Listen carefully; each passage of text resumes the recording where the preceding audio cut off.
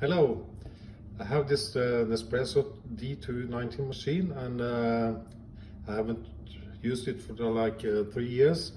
And when I started the first time, it wouldn't work. And what's really happening is like it's air bulbs in the water hoses. And I tried to read on YouTube and different forums, but there was no solutions to it.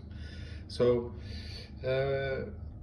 what's actually happening is like there's no pressure from the water tank, and the top of the water tank is like this, and you see the holes through it. And I tried different tips from the internet and everything, but nothing worked. And I thought, okay, I just have to solve this today. I didn't want to throw away the machine. And what you actually need, that's the one, a plastic bag. And what you really do is like, I try to show you.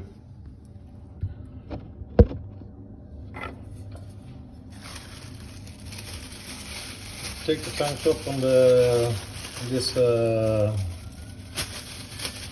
bag and wrap around it, and make a turn on it like this,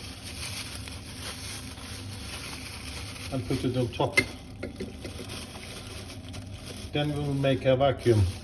I tried this earlier today, and okay, can take a cup of coffee. I just have to turn the machine on.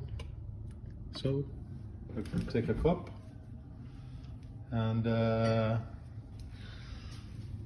for my case, because I know the engine was running and everything seemed to be okay, but no water was able to come out. And when the green lights come on, it's the water is heated, and I think it was quite brilliant. And today I can make the water is flowing, and it's the coffee machine is running again. I really like it because it makes good coffee, for me anyway. So, okay, that's the tip of the day. It's like, don't throw it away, you can do it yourself. Have a nice weekend. Bye.